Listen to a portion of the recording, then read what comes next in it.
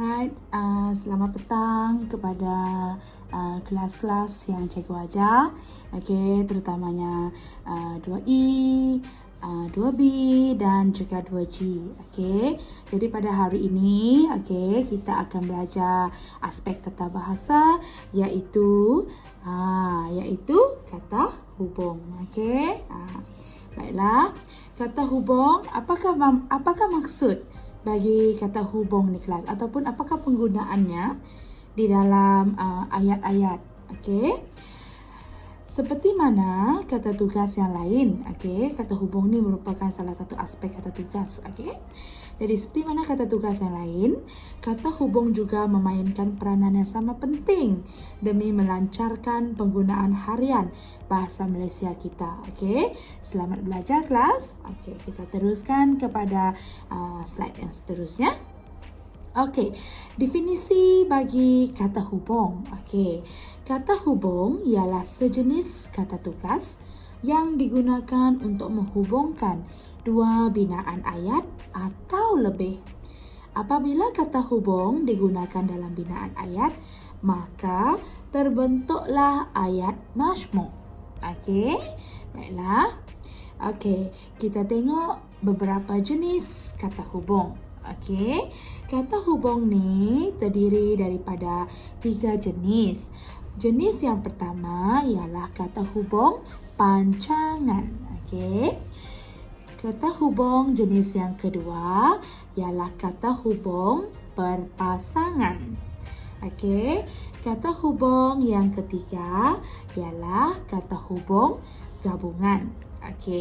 Di bawah ini merupakan contoh-contoh kata hubung tersebut.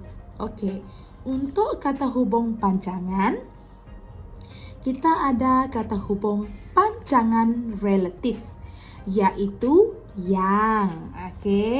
Jadi yang ini merupakan kata hubung pancangan relatif. Lepas tu kita ada kata hubung komplement.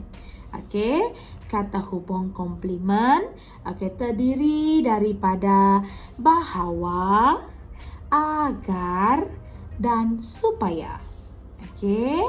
Jadi kata hubung seterusnya untuk kata hubung pancangan ialah kata hubung keterangan.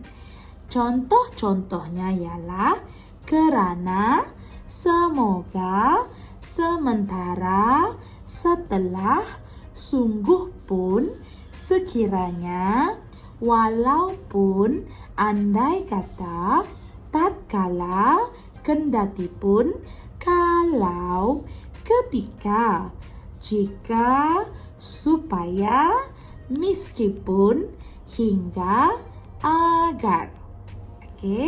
Jadi ini adalah contoh kata hubung keterangan. Alright.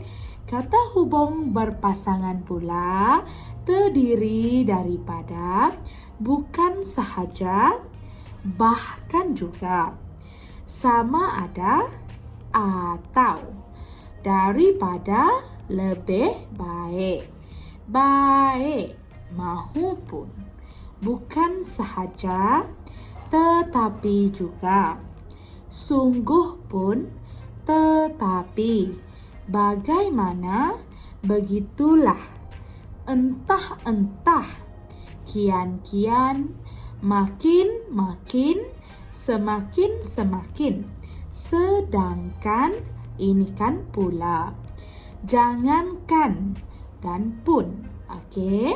Kata hubung terakhir, kata hubung gabungan. Contoh-contohnya kelas, dan, atau, tetapi, serta, lalu, maka, malahan, sambil, kemudian, kecuali, lantas. Baiklah. Seterusnya kita akan lihat fungsi dan contoh penggunaan kata hubung ini tadi di dalam ayat. Yang pertama, kata hubung gabungan. Yang ni kata hubung gabungan yang ni, penggunaan contoh ini di dalam ayat. Kita tengok. Kata hubung gabungan ni berfungsi, untuk menggabungkan, to combine the kata, frasa atau ayat yang setaraf kedudukannya, same level lah. Akhirnya terbentuklah ayat majmuk gabungan. Alright, contoh ayat. Kata hubung gabungan, bermula dengan ayat tunggal. Apabila ayat tunggal ini dimasukkan kata hubung gabungan, maka akan membentuk ayat majmuk. Baiklah kelas. Contoh yang pertama, ayat tunggal ni ya. Ayat tunggal pertama, Maria suka mengumpul stem. Kakak Maria suka mengumpul stem. Jadi kita masukkan ataupun kita tambahkan dan ataupun kata hubung gabungan di dalam ayat tunggal ini tadi, terbentuklah ayat seperti ini. Maria dan kakaknya, kakaknya suka mengumpul stem. Kat sini cikgu sekejap ya. Di sini tadi kita sedikit ya. Cikgu buat pembetulan kat sini. Baiklah. Maria dan kakaknya suka mengumpul stem. Seterusnya ayat tunggal kedua, semua orang sedang berkemas. Pak Mus tidak berkemas. Ayat hubung ataupun kata hubung gabungan adalah kecuali. Semua orang sedang berkemas kecuali Pak Mus. Dekat sini tadi kan. Kita tengok kat sini.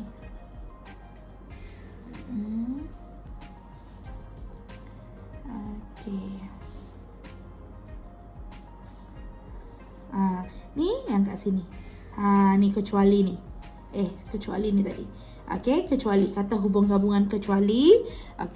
Bila kita gunakan di dalam ayat, jadi dia akan membentuk ayat majmuk lah. Semua orang sedang berkemas kecuali Pak Mus. Alright. Ayat tunggal ataupun penggunaan kata hubung gabungan seterusnya, Aiman bersalam. Aiman menyerahkan sekeping sampul kepada neneknya. Kata hubung yang kita guna di sini ialah lalu. Contoh ayat, Aiman bersalam lalu menyerahkan sekeping sampul kepada neneknya. Ataupun boleh juga menggunakan kata hubung gabungan kemudian, iaitu Aiman bersalam kemudian menyerahkan sekeping sampul kepada neneknya. Itu kata hubung gabungan. Seterusnya kita tengok kepada kata hubung pancangan. Kata hubung pancangan ni berfungsi untuk menggabungkan ayat kecil pada ayat induk untuk membentuk ayat majmuk pancangan. Apa maksud ayat kecil dan apa maksud ayat induk? Ayat kecil ialah sejenis ayat yang tidak dapat berdiri sendiri. Maksudnya ayat itu tergantung ya kelas. Ayat jenis ini memerlukan ayat yang lain untuk membantunya supaya menjadi ayat yang lengkap. Ayat induk pula ialah sejenis ayat yang mempunyai subjek dan predikat. Ayat jenis ini mampu berdiri sendiri dan sempurna maksudnya. Kita tengok kepada contoh ayat yang menggunakan kata hubung pancangan. Alright, yang ni kata hubung pancangan relatif tadi kan? Yang. Budak yang berpakaian comot itu anak Mak Tun. Okey. Di sini sekiranya soalan memberi kita budak itu anak maktun. Okey, jadi yang tu ada maksud. Maksudnya dia ada predikat, dia ada subjek juga. Okey, kita kenali sebagai ayat induk. Tetapi sekiranya ayat itu berpakaian comot. Jadi ayat itu tergantung kelas itu yang merujuk kepada ayat kecil. Jadi untuk menghubungkan kedua-dua ayat ni, kita kena atau kita perlukan kata hubung pancangan relatif ini tadi. Okey. Kata hubung pancangan relatif. Alright.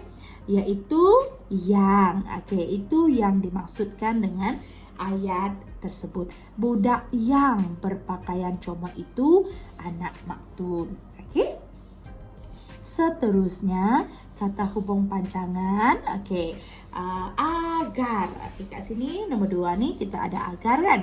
Alright. Kami berharap. Itu ayat tergantung lah, ayat kecil lah. Okey. Dia selamat sampai. Okey, ayat induk. Jadi bila kita gabungkan, kita menggunakan kata hubung pancangan kat sini. Kami berharap agar dia selamat sampai. Okey. Okey. Ayat yang terakhir kat sini, contohnya ialah penggunaan supaya. Okey, supaya. Okey, kata hubung pancangan supaya ni. Okey, guna pen ini sebaik mungkin. Okey, itu ayat induk. Okey, dapat digunakan oleh orang lain. Ayat kecil. Jadi, kita nak gabungkan ataupun kita nak hubungkan ayat ni, kita mesti menggunakan kata hubung supaya. Guna pen ini sebaik mungkin supaya dapat digunakan oleh orang lain. Okey. Baiklah, terusnya kelas. Okey, kita pergi kepada kata hubung berpasangan. Okey. Apakah fungsi kata hubung berpasangan?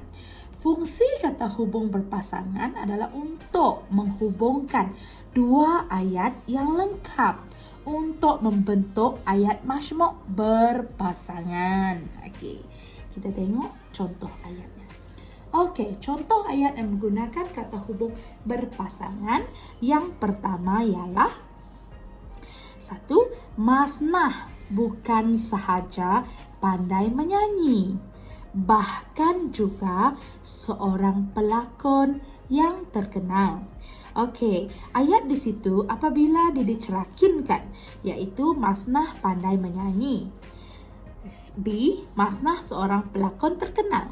Jadi apabila soalan cerakin memerlukan kita untuk menghubungkannya. Okey, jadi kita mesti menggunakan kata hubung berpasangan, iaitu Masnah bukan sahaja pandai menyanyi, bahkan juga seorang pelakon yang terkenal.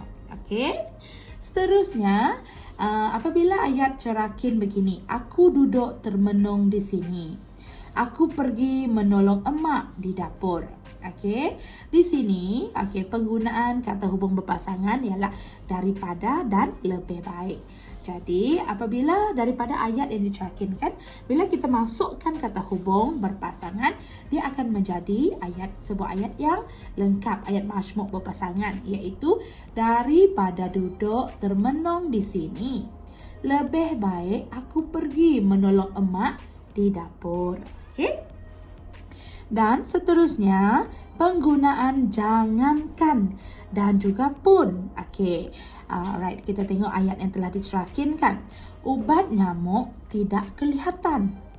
Bayang ubat nyamuk tidak kelihatan. Jadi, bila kita masukkan kata hubung berpasangan untuk ayat yang dicerakinkan, dia akan membentuk ayat majmuk berpasangan, iaitu jangankan ubat nyamuk, bayang ubat nyamuk pun tidak kelihatan.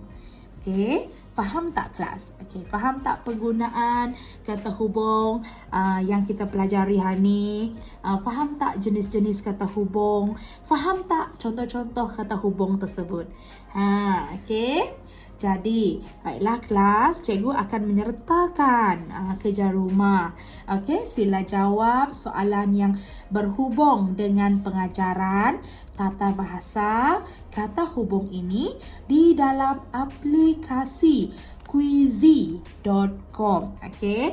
Aplikasi ni cikgu dah maklumkan di dalam Google Classroom kita. Okey, setiap kelas yang cikgu ajar, cikgu akan sudah maklumkan lah untuk aplikasi ni, dan cikgu akan berikan nombor, okey, pin nombor untuk masuk kepada soalan ini. Okey. Baiklah, sekian saja. Terima kasih kelas. Semoga kita berjumpa lagi. Okey, terima kasih.